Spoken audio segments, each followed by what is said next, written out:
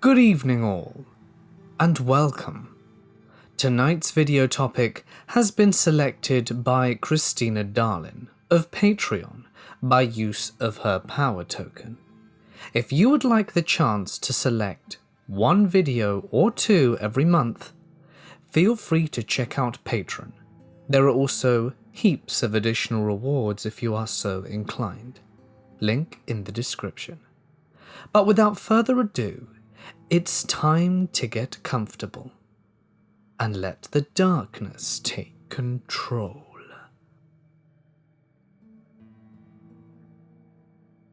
When I was a kid, this happened. I was very awake, and nothing like it has ever happened since. People's general reactions tend to be that I must have had a night terror, but that simply is not the case. My brother had many experiences that confirmed to me that what I saw was real. I had just woken up from a dream, which I also remember very well. I was flying a plane through caves with Elmo. That's relevant, because I woke up, and at the time my brother and I were sharing a room. On one wall I had my twin bed, which was the top bunk of a bunk bed we had separated. Diagonally across from me, my brother's bed was the top bunk, and it stood several feet off the ground, perhaps 5. He used one of those plastic Fisher-Price play sets to get up to it. Anyway, when I woke up I was immediately aware of a nun dressed in a dark red version of what you would expect a nun to wear. I think it's called a habit. She was on her knees right next to my bed just looking at me. I, of course, was very scared, but I could speak and move, and I even asked her where my mum was. I became really afraid when she was just looking at me. It wasn't a malevolent look. It was just eerie that she didn't react to my question. But what I next saw filled me with a type of horror that gives me chills just even thinking about it. On the slide set that led up to my brother's bed was an entirely black entity. It almost resembled a dementor, but it wasn't floating nor moving, just standing looking down at my brother as he slept. As soon as I became aware of this thing, I was entirely consumed with dread. I remember being so terrified that I ducked under the covers until I actually made it to the morning. Some interesting things happened after this. First of all, whether this was a trick of the mind or not, I can't even say. But the next day at school was library day. The first thing I did was to get a non-fiction book on ghosts, and the first page I opened was to an artist's rendition of a nun, who I swear was identical to the one I had just seen. I mean, come on. But the scary part is that my brother had multiple experiences, which he complained about several years down the road. I doubt he even remembered my story, but at the time, he really started to get bad. Nightmares, night terrors, and seeing things in his room. He was in middle school, and it really started to take a toll on him in a lot of ways. I was in my junior year of high school when he finally told me what he had been seeing, as our relationship had been a little bit disconnected growing up, but we are extremely close now for those of you who are concerned. He told me that he had been haunted, or at the very least had several experiences with an all-black entity that he described as entirely malevolent and horrifyingly evil. The chills I got then, I have them just now while recounting this. The kind of energy this thing had was so real, and it made me believe in manifestations beyond the realm of our normal consciousness. There's a lot of backstory with my brother actually. He's always been attuned to things beyond normal perception, but this is the only thing that I have experienced too. He has also seen the nun I saw, and he says that she's always passive in the few encounters he has had with her.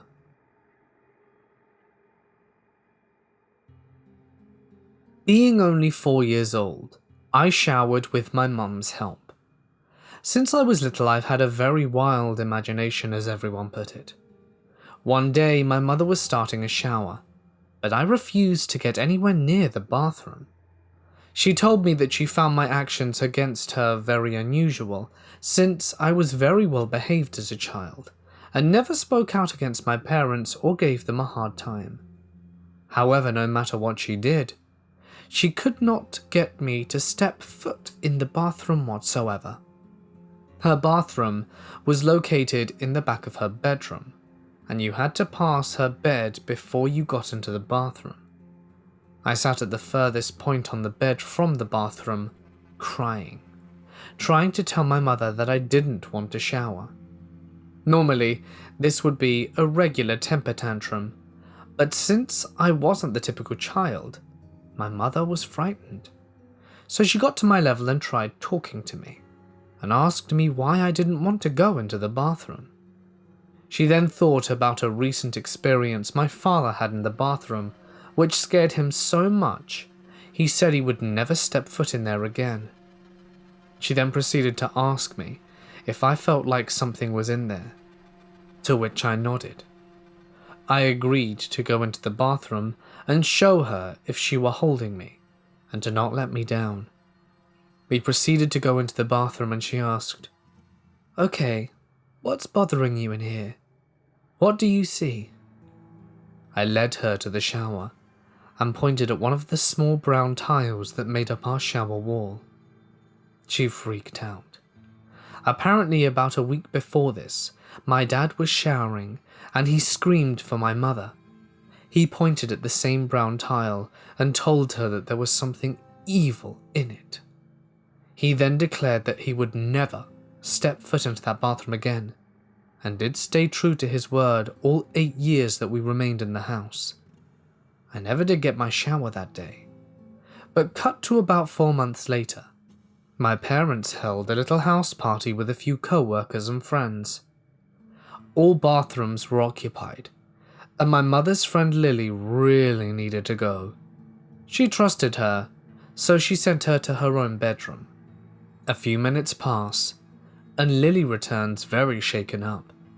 She shows my mum a photo she just took of the shower wall. This was when smartphones were newer and had only just started to come out. The picture was of poor quality, but her friend zoomed into the same tile. My mum's friend then chose to leave. Years after, my mum then decided to share this story with me, and how badly it scared her. My father is very religious, so this story scared him as well, and doesn't like it when anyone brings it up. He never mentioned or talked about it ever again.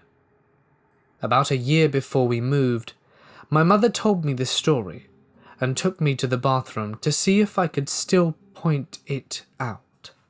I took a long look and pointed to the 3rd row, 9th tile. It was the correct tile. My mother just got a glare in her eye and walked out the bathroom. Every time I walked into the bathroom, I got uneasy and wanted to get the hell out of there. I still question as to what the hell freaked everyone out in that tile, and I still get chills thinking about it. I have only shared this with a few people, and have not since told anyone, until now. I came home from being out with friends of a family-owned franchise at the time, and they were always working. It was dark and about 7 to 8 p.m, and I walked into my bedroom. I was the only one on the 1st floor of a 2-bedroom house, and most of the lights were off except for the front door outside light. I walked down my hallway like any other day and opened my bedroom door. That's when I heard it clear as day. Someone, or something, yelled my name. I was going by my nickname these years, and the only people who called me by my name were my family, and they were hours away in another town. It was like I heard someone screaming it at me, like it were angry, or that I were being punished. My bedroom was blacked out, and I couldn't see anything. I immediately turn my light on and grab a baseball bat and do a search of the entire house, turning on every light to confirm that I am home alone. I am home alone, and someone yelled my name right next to my face, screaming it into my left ear. To this day, I still harbor fear of dark rooms, and don't enter without turning the light on as quickly as possible. I've been deployed twice to Afghanistan, and have been in numerous firefights, but I am still afraid of the dark.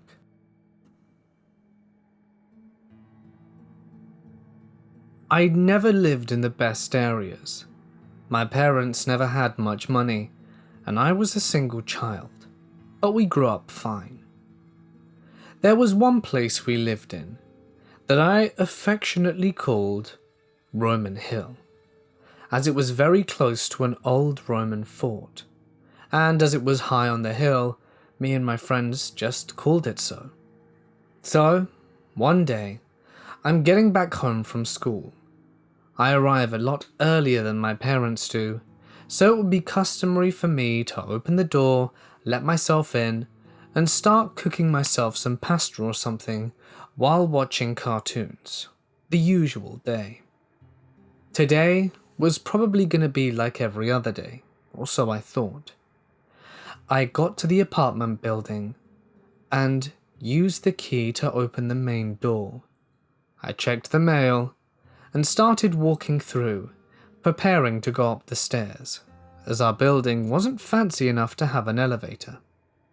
I had to ascend 6 flights of stairs as we lived on the 3rd floor. On my way up, as normal, do I go past the 1st floor doors. One of these doors houses a small, scraggly, strange woman. She's the kind of lady that you'd see with pot in hand asking for money on the side of a road, or perhaps saying about the end of the world. She was a little nutty, to say the least. She always told me that good things were going to happen to me and gave me a smile and called me dearie. But to other people, she could be a right old loon. As I was ascending the stairs, do I hear her door start to open just as I'm approaching it. So I make sure to look behind me and wish her a good day as I make my way up. She rattles out of her door, closes and locks it, and I wish her a good day and offer her a friendly smile. This time she doesn't even acknowledge me. She just walks out of her house and goes down the stairs. I know that she's a bit off, so I ignore it, don't dwell on it too often, and go up the stairs. My routine is like any other day, and I don't think about this for a while. Perhaps 3 months later, the same thing happens again. I'm coming home from school, but this time she's on the stairs, coming down them very slowly, with this vacant look on her face. I say hello to her, but she completely ignores me. I haven't seen her since the last incident, and wonder if perhaps she's getting to the end of her life, with her not responding and all. But simply carry on with my day and forget about it. Not 2 days later though, coming back from school, it being Friday and me being overjoyed for the weekend, do me and 2 of my friends, as they were sleeping over, notice a moving van in the car park. We go over and snoop around to see who's moving in. It's a young couple with a small child.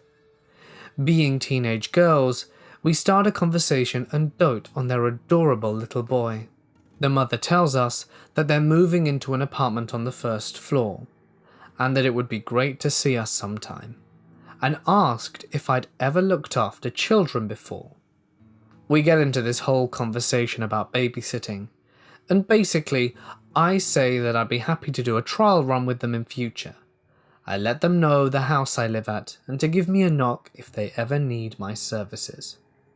I walk up the stairs feeling very giddy, and my friends are telling me how lucky I am that I'll be able to look after that cute little baby boy and potentially earn some pocket money, which to a 15-year-old girl is a triple win.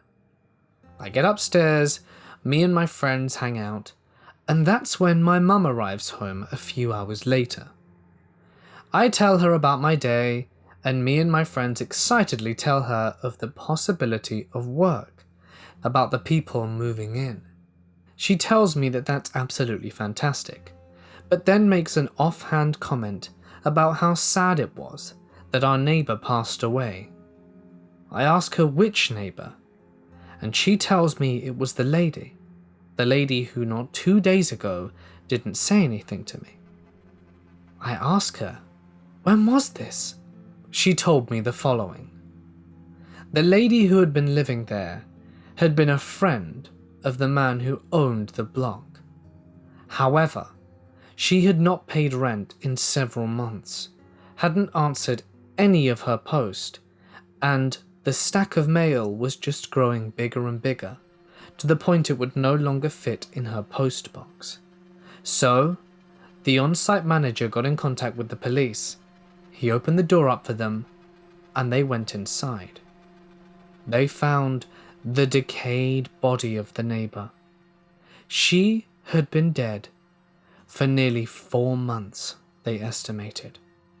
They had to completely gut the apartment, and when it was fully finished, was it ready for new people to move in, i.e., the people who I'd met downstairs. I gave her a scoff and told her that it was absolute nonsense, as not only had I seen her 3 months ago, but that I saw her 2 days ago going down the stairs. I said this with such confidence, with almost a mocking tone in my voice, trying to bravado myself to impress my friends. But my mother gave me a concerned look. Honestly, darling, she's been dead for quite a while. I'm surprised you didn't smell it when you went downstairs when they were gutting the place.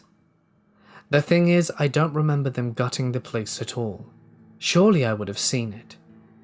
Am I right? The family moved in, and they were nice. I never saw the lady again, whether it was her ghost or something else. But I'm glad, and I hope that whatever realm or plane she's in now, she's in a better and more comfortable place. I am a 27-year-old male who, since I recall, there has always been paranormal stories about my house. The first one that I remember are from the family that lived in the house years ago before I was born, as my grandfather built the house. It started with one of my uncles.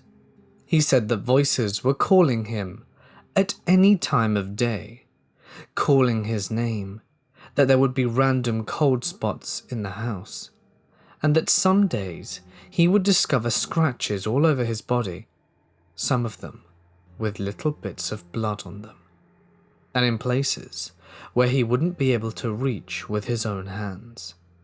That phenomena continued for years, until he went to a spiritualistic person. I don't know what to call it, but it's someone who deals with tarot, cleansing, and that kind of stuff. Let's just stick to spiritual person. He said that there was something attached to him, so he prepared his supplies. He went with my uncle to the back of the house. He tried performing his ritual, but said that it wouldn't be much use from the outside, and that he needed to go in, since the entry was focusing on him. After a little while, my uncle ran off away from the house, and shortly after became a priest. He is currently still operating at his church, and talks about his experiences, and is now closer to God, and has done so in order to stop feeling followed and observed, and to stop hearing voices and feeling the scratches. My grandparents were always skeptical with him, but not my other uncles nor my mother. Another one of my uncles was sleeping on the couch when something grabbed his foot, pulled him awake, and started to drag him through the living room. He told me that he was seeing a large foggy shadow with no legs, only from torso to head, with one extremity holding his foot. He began to scream for help, and that's when his brothers came running into the kitchen, turned the light on, and there was my uncle screaming on the floor. This happened just after my uncle left to become a priest, since he was one of the older ones. My mother is one of the youngest of the children. When she was a teenager, she invited friends to the house to have a sleepover, and when they were all sleeping, a strange sound awoke them. She said that the sound was like someone suffering, being choked, and it was the gagging sound they were making while pleading and gasping for air. She opened her eyes and says that she saw a shining woman enter the room from the wall, floating. She had no body movement. She was still white, floating and displacing through the room. My mother covered her eyes, but with a little peek to notice how the woman was laying horizontally above one of her friends, doing the sound. After a while, the floating woman returned to a vertical position and left the room again through a wall. My mother couldn't resist the crying and told her friends all about it. Another experience from my mother is that one night she was laying in her bed sleeping, when all of a sudden she awoke but was completely paralyzed. Classic episode of sleep. I grew up having paranormal experiences take place around me, but I think the one that sticks out to me is a fairly recent one. Last year, my ex-boyfriend gave me a light string with rose-shaped decorations over the lights. I put it up on the wall next to my bed and used to leave them on all night before they stopped working, as I'm afraid of the dark.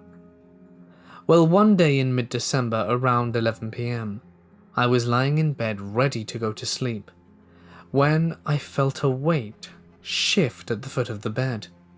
It was as if someone had just sat down. I sleep with my room completely closed, and both my door and windows shut, and I hadn't heard my door open, so it couldn't have been one of my parents coming in to check on me. A few minutes later, I managed to gather up the courage and sat up in bed to take a look. The loose end of the fairy lights, the one that just dangled off the wall, looked like it had someone pulling it away from the wall, and then the person was just releasing it. On its own. I swear I almost crapped myself. I stared at it for a few seconds, my heart pounding out of my chest, before I got my phone and turned on the flashlight and pointed it to it. As soon as I did that, it stopped. Needless to say, I did not get a good night's sleep after that.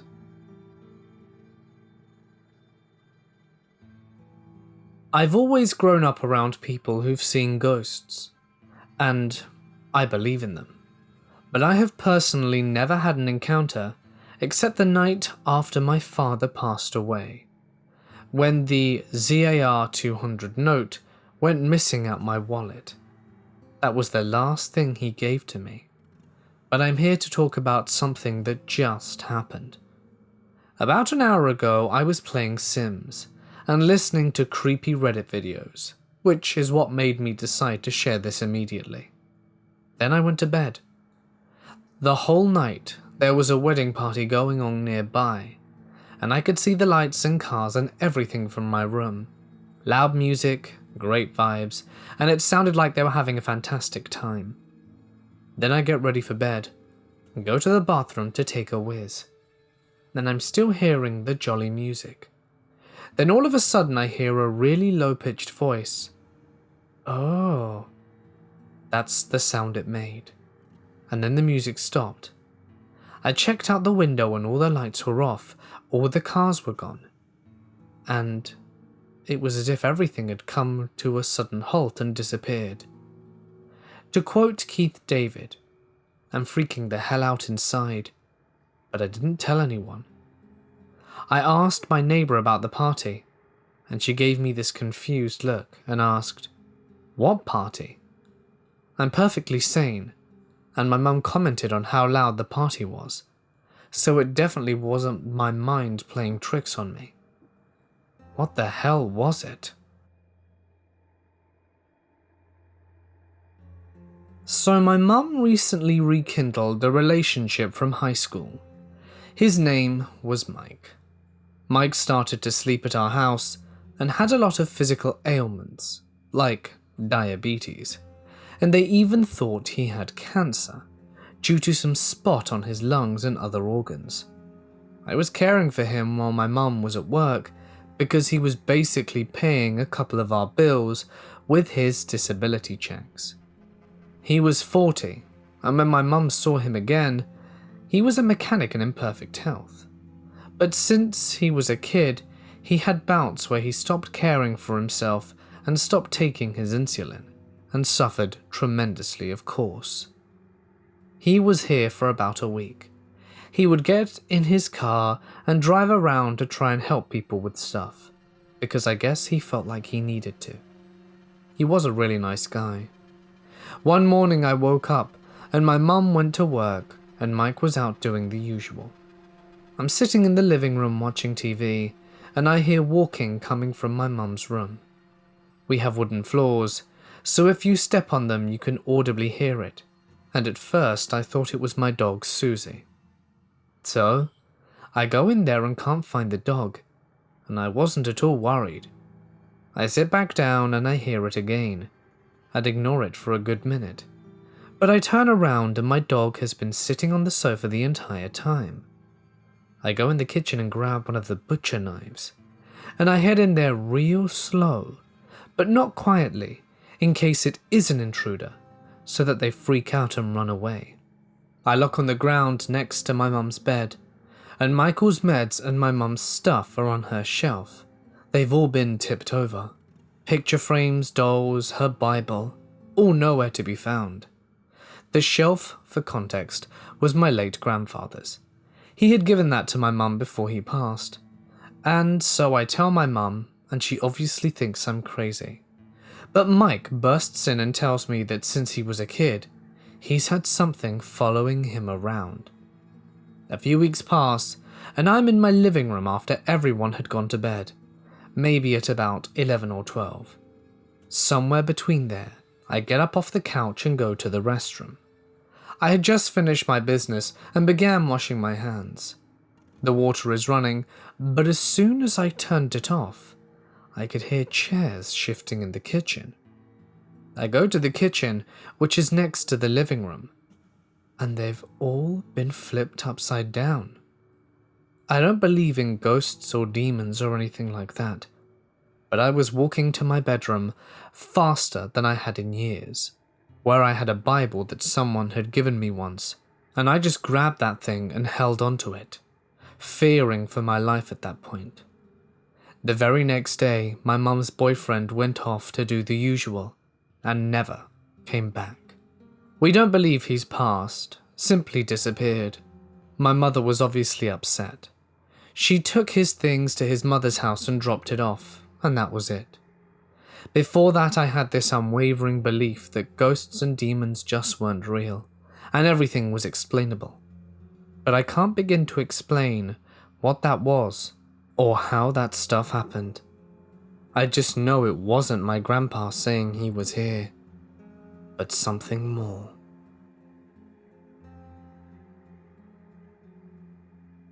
An entity attached itself to me for a period of 5 years. It was not a real person, and I was not able to figure out who or what it was. This is the story. The first time I noticed him was when I had moved into my old apartment on the 3rd and top floor. I had one huge bay window spanning the entirety of the apartment. It looked out onto Main Street, and there were bus stops across the street. For a few nights in a row, I noticed the same guy dressed in dark jeans and a dark hoodie, with his hood up, staring up at my window. He was standing just to the left of the bus stop, and I guessed, okay, the dude is just waiting for a bus. But then it kept happening. Every night, during the day, on weekends. Weird things were happening in my apartment when I would notice him. Certain little electronics that would make sounds or songs would start to play. Eventually I noticed him, realized I needed something from my car, so I went down and peeked to see if he was there. But he was gone. So I go back upstairs, and he's back, just staring at me. I decided to test it out. I ran down the stairs outside, and he's gone again. I go back up, and he hasn't moved a muscle, as there isn't anywhere he could have just run off to and hidden, as it was a large and empty lot behind the bus stop. I was so freaked out, so I just kind of ignored it, until I started seeing him everywhere I went. If I was at work, I'd see him in the parking lot.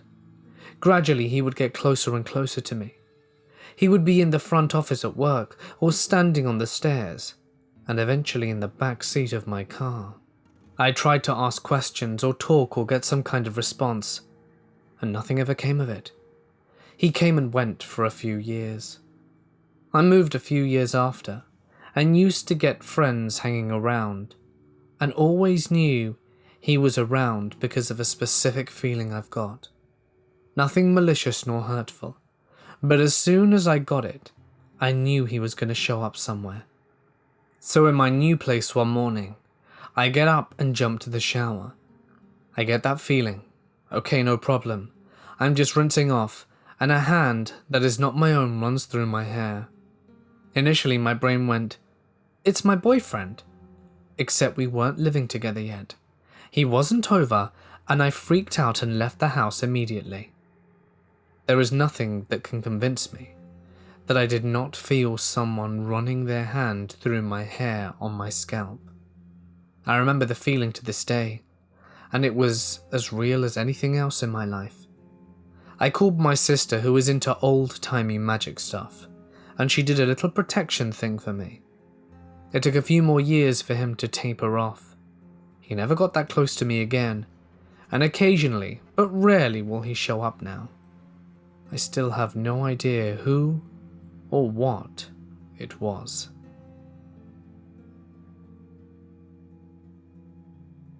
When we first moved into the house I grew up in, I used to hear things calling my name from the opposite end of the house. Let's say I'd be in my room playing with Lego or something, and I would hear my dad calling my name from his room. So I'd go to my parents' bedroom and ask them what they wanted, and they'd always tell me that they'd never called my name. Being a little kid, I honestly started to think that they were playing a joke on me, because this happened about once every few days. Well, one night, it happened, and I went to ask them what they wanted. But right as I stepped into their room, I heard my mother's voice calling me from the living room, which is all the way on the other side of the house. It was at that exact point that I knew no one was tricking me, because I was looking at both of my parents sitting in front of me. I kind of kept this to myself until my brother was diagnosed with partial narcolepsy. One of the symptoms of narcolepsy is apparently oral hallucinations, so I thought maybe it had to be that. I went and got myself checked, and I was completely fine. I have no idea what was calling my name all those years ago, and I still hear it at night whenever I come over to stay.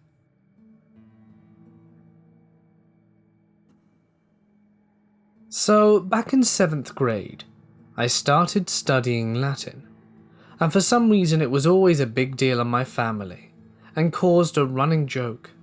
I think I might have said something nerdy once, and that got the whole family's attention. Anyway, one Easter shortly after, I get a usual gift basket filled with mostly delicious goodies and knickknacks. This was back in Germany, so slightly different customs, and one of the gifts was an Asterix and Obelix book. Some people might not know what it is, but it's just a popular comic of Celts fighting Romans. German comics, y'all. And this book was written entirely in Latin. Firstly, I'm excited because I get a chance to put my Latin to the test. However, I quickly realise it's way out of my reading range, and thus I just put it to the side. No further thoughts given. The next day I decide to try and give it another shot, and I actually prepare with my Latin book and notes from class. But when I open the book, it's all in German. I flip through the pages trying to find where the Latin begins, but every last word is German. For a few minutes I skeptically stare at this book, trying to figure out what's happening, and after a while my brain gets frustrated and concludes that I was probably just tired yesterday and somehow associated the Romans in the book with Latin, because there's no way that my rational brain would allow me to believe in language-shifting books. Annoyed, I toss the book aside and don't think about it again. The very next day, I'm not even thinking about the book that made me actually consider the existence of dark magic. Only after a long while of chilling in my room do I notice out of the corner of my eye the stupid title of the stupid book written in Latin. I'm not as shocked as I am angry, because this stuff doesn't happen. I flip through the pages and actually jump in the air out of frustration when I find that it is all written in Latin. I go ballistic. I turn the book upside down, read it backwards, take it to another room and hold it up close to the light. But this is still Latin. It goes on for a few days switching languages from Latin to German. It also decided to get more ballsy, not even waiting until the next day to execute the shift. I myself grow increasingly angry, running up to where the book was to check the language it was currently on as soon as I get home. I also can't tell anyone about this, because of what I'm going to say. Hey, can you check this book for me? I think it's magic. Could you imagine the ridicule?